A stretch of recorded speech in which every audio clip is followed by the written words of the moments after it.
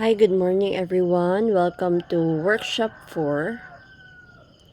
At the end of this workshop, you will be able to present a written review of related literature for your science investigatory project.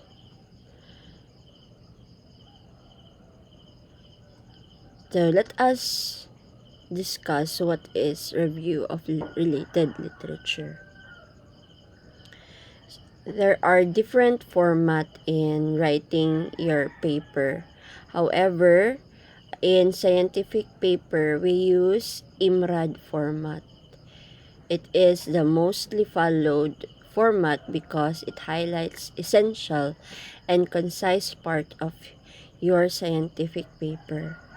So the acronym IMRAD stands for Introduction, for I, M, Materials and Methods, R, Results, and D for the discussion.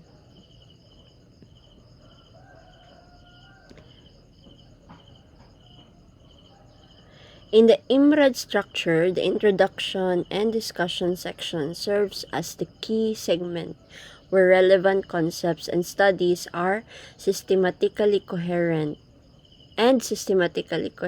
are presented. And this is suggested by Todorov 2003.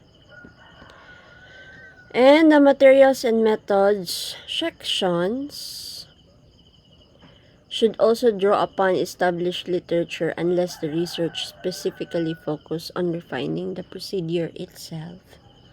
So as we can observe, in the IMRAD format, there is no specific chapter for review of related literature. All of the parts in the introduction, materials and methods, results, and discussion have review of related literature. So in conducting a review of related literature, we can use the following guidance or guidelines in conducting research and citing resources effectively in a scholarly text. The first thing that we will do is to identify the keywords in our study. Use these keywords to search for related scientific articles or state of art. So we will begin our research in the identify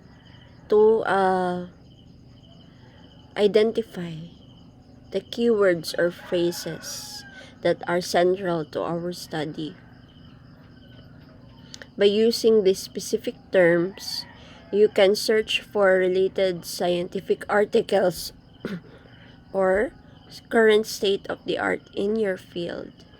This number 1 step is very essential for finding relevant and up-to-date information. Number 2, consider websites that are legitimate and non-predatory. So what can we say, or how can we say that the site is legitimate and non-predatory? So first, it must be credible sources. So there are many predatory, or when we say predatory or unreliable sources. So it is important to rely on reputable and trustworthy websites. So I think the predatory is that you non-reliable. Okay? So these sites, these reputable and trustworthy websites are academic journals, government publication, dapat may .gov, or well-established research institutions. Using such sources ensures the quality and reliability in the information you gather. So you will check those journals from legitimate sources. 3. Using of American Psychological Association format for in-text and parenthetical citation and bibliographical citation, or Chicago Manual of Science. So it depends on the requirement of the competition or the guidelines from your publication on which format you should use, APA ba or Chicago. This is prescribed by your school or by the organizer of a specific organization where you would like to present your study.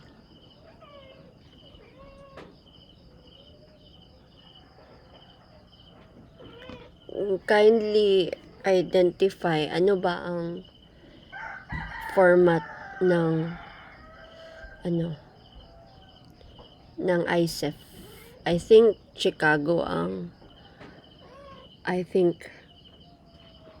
parang Chicago yung kadalasan ginagamit sa SIP, but still have time to double check. Kindly double check ano ba yung format na suggested by ICEF. So let us continue with number 4. Always paraphrase related literature included in your study and cite sources properly. Review guidelines to avoid committing mistakes or plagiarism. So I have here, ano ba to? Manual for APA 7th edition publication manual of American Psychological Organization. So to check if tama yung pagkakagawa ng inyong RRL. So this is published last 2020. Itong 7th edition ng APA. Kung APA ang gagamitin. Next, number 5. Use current related literature and study dependent on the research development of the field. So, mas recent na literature, mas maganda. Standard is 5 years, but if you identify really helpful literature, max is 10 years. So 6, in the development of your capstone,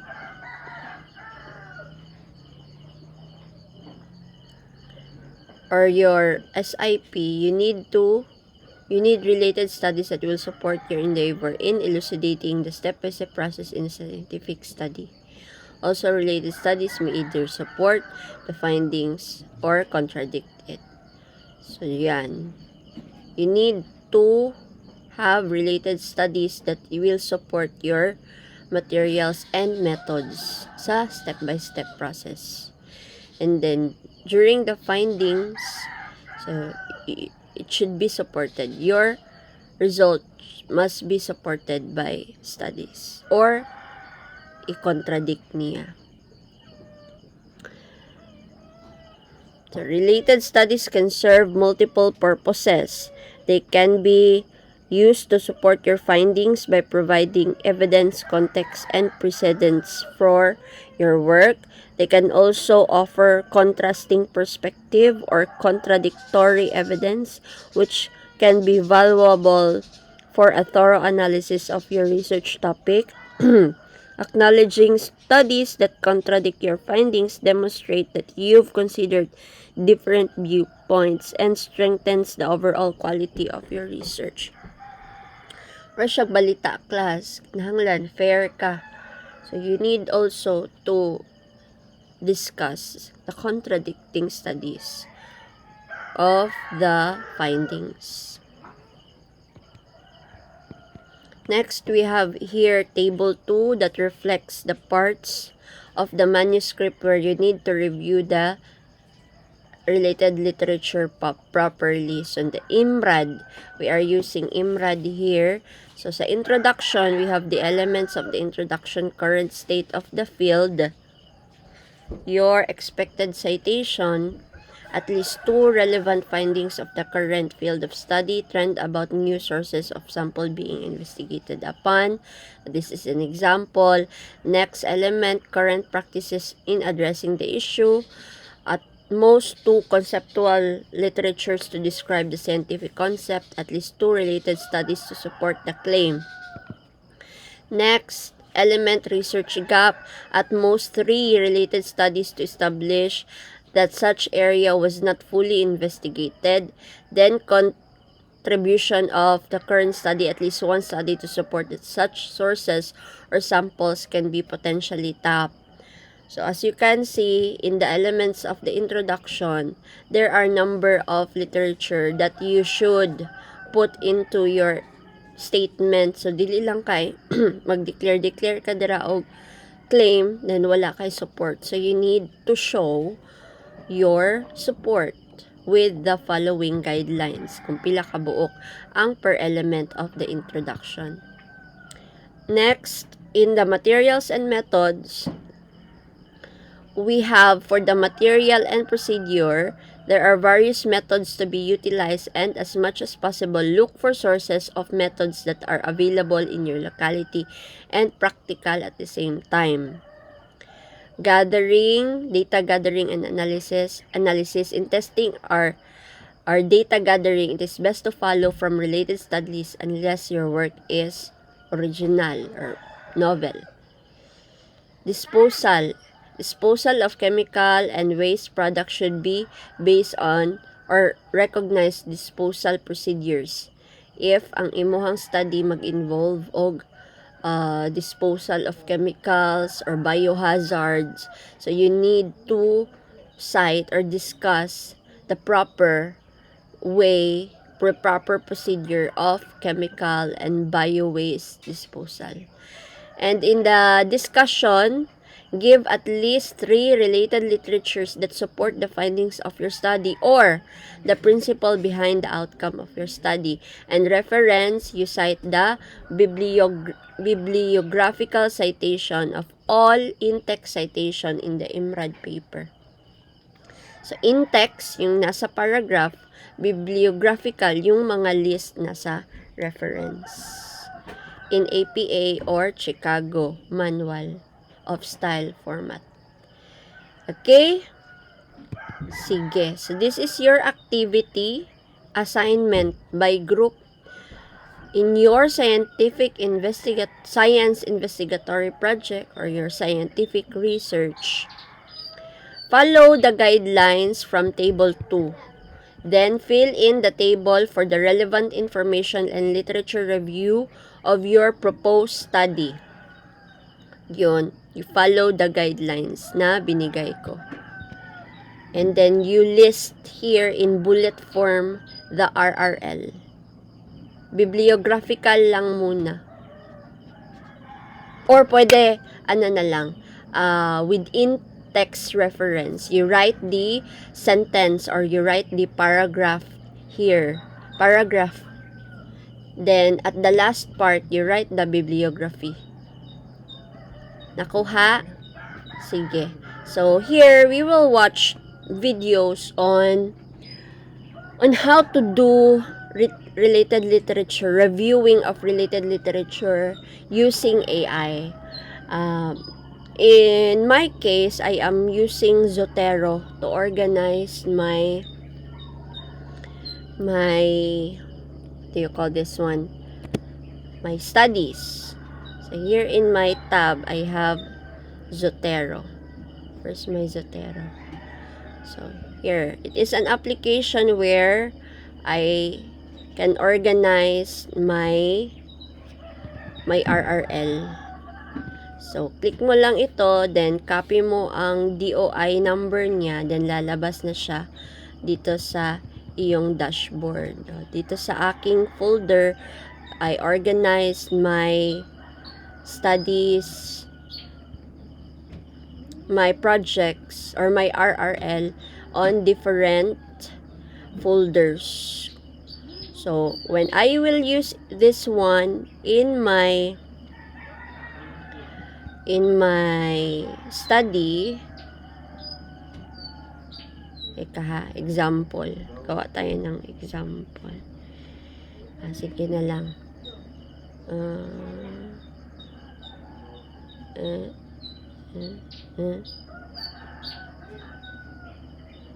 Okay, sige. Ano bang example? According to our statement, I am beautiful. Tapos, gawa ka ng insert ka ng Zotero. Then, add citation. APA 7th edition. Okay. Example. Dakay. Search ka dito. Seagrass na lang. Seagrass. Or seaweeds reproductive. Pili ka ng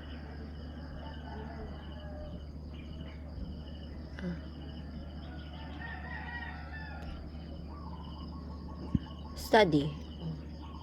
Click. So, meron na siyang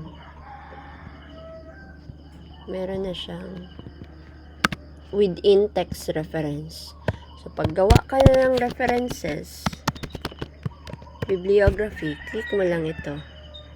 And automatic na siya mag-run kung ano yung mga sinulat mo dyan. The wheels on the bus go round and round. Ganyan. Round and round. Tapos, ano ka na naman? Add ka na naman ng embryology.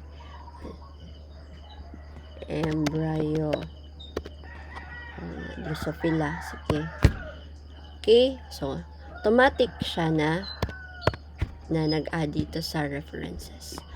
So, yan yung ginagamit ko. So, we can use other applications like Mandalay. Ano pa ba yung iba pa? Basta maraming mga apps na use to organize your RRL. So, it is very easy to do within text referencing and end of text referencing when you use applications. So, we use technology to make our lives easier. So, here, ang video na ito ay for looking into different RRLs in a very easy way. Okay, let us listen. Literature reviews are the backbone of academia, and arguably sometimes in undergraduate you just have to do one because your course says. So what are the easiest ways to automate your literature review? Well, I found the top 3. The first one is Wiseo. Wiseo is a kind of newish app. It's got some features that aren't quite yet developed, but it is incredibly powerful as it is, and it's only going to get better. So it is writing science powered by AI. So if we head in, you can see once you log in, you can start a new project. So let's start a new project, and let's talk about, okay, we don't want that. Let's talk about transparent electrode materials. So here we can say we want a systematic review. Systematic review, and we want it academic, and we want transparent electrode materials. So let's save that and let's see what happens. I'm gonna get rid of all of this. You can use this as a template if you want, but I'm gonna select it all. I'm gonna get rid of it. Let's start from scratch. So I want to say I want to conduct a literature review on transparent electrode materials. Okay, so once you've got your sentence in there, we can highlight this, and then you get this tab over here. We can get our AI suggestions, we can correct grammar, we can translate to English. So if you're an English as a second language student, you can write in your original language, which is brilliant if you're trying to work out the nuances of what you want to say. And also you can find references. Wicked. Okay, let's get AI suggestions. Once you get AI suggestions, you'll get 3 options. So transparent electron materials have become increasingly prevalent, blah, blah. I like that one. Let's click that. I'm going to copy this suggestion and I am going to copy that across. So you can see it's very easy to start building up sort of like the basis of your literature review. So I'm going to ask it, what are some common materials for transparent electrodes? So I'm going to copy that. I'm going to get some AI suggestions. I'm going to wait a few seconds and then it's going to pop up and I'm going to be able to say,